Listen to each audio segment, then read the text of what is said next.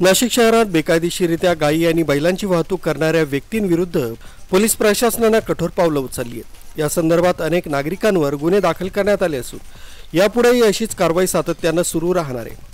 बेकायदेशीर पशुधन वाहतूक हा गंभीर गुन्हा असून यामुळे केवळ पशुधनाचा छळ होत नाही तर सार्वजनिक शांतता आणि सुव्यवस्थेचा प्रश्नही निर्माण होण्याची शक्यता असून दोषींवर कठोर कायदेशीर कारवाई केली जाईल। नाशिक शहरामधील नागरिकांना आवाहन करण्यात येतंय की नागरिकांनी अशा बेकायदेशीर कामांना पाठिंबा देऊ नये। अशा प्रकारची माहिती असल्यास तत्काळ नाशिक शहर पोलीस ठाणे अथवा आपत्कालीन क्रमांक 112 वर पोलिसांना कळवावं असं आवाहन करण्यात आलंय। नाशिक रोड पोलीस ठाण्याच्या हद्दीत बेकायदेशीररित्या गायी आणि बैलांची वाहतूक करणाऱ्या व्यक्तींविरुद्ध नाशिक पोलीस प्रशासनाने कठोर पावलं उचलली आहेत। संबंधित व्यक्तींविरुद्ध भारतीय न्याय संहिता आणि पशुधन संरक्षण कायद्याअंतर्गत गुन्हे दाखल करण्यात आले। त्यांच्याकडून 15 गायी आणि 8 बैलांची सुटका करण्यात आली। सदर गुन्ह्यामध्ये एकूण 6 पिकअप वाहनं जप्त करून 15,85,000 रुपयांचा मुद्देमाल जप्त करण्यात आला।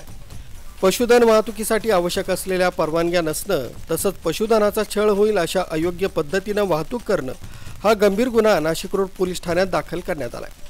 सदर उल्लेखनीय कामगिरी पोलीस आयुक्त संदीप कर्णिक, पोलीस उपायुक्त परिमंडळ 2 मोनिका राऊत, सहाय्यक पोलीस आयुक्त नाशिक रोड विभाग डॉक्टर सचिन बारी यांच्या आदेशानुसार नाशिक रोड पोलीस ठाण्याचे वरिष्ठ पोलीस निरीक्षक अशोक गिरी, पोलीस निरीक्षक बडेसाब नाईकवाडे, सहाय्यक पोलीस निरीक्षक प्रवीण सूर्यवंशी, पोलीस उपनिरीक्षक संदीप पवार, राहुल काकडे, पोलीस हवालदार संदीप पवार, विष्णू गोसावी, विजय टेमगर, गणेश हिरे, अविनाश देवरे, अनिल पवार, नंदकुमार भोळे, अनिल मोरे, अरुण गाडेकर, विशाल कुवर, समाधान वाजे, महेंद्र जाधव, अरुण हाडस, प्रवीण बोडके, बाळकृष्ण सोनवणे, सचिन सांगळे, अंबादास केदारे, नितीन भांबरे, नाना पानसरे, अजय देशमुख, सागर आडणे, रोहित शिंदे, संतोष पिंगळ, लक्ष्मण पानसरे, योगेश रानडे आदींनी यशस्वीरित्या केली आहे।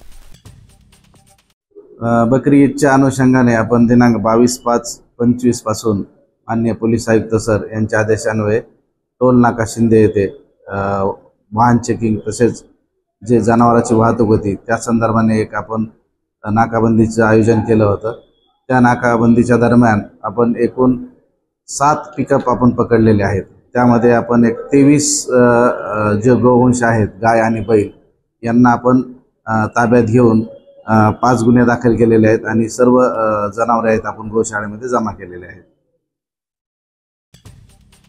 आरबी न्यूज साठी पांडुरंग भांगरे, नाशिक रोड।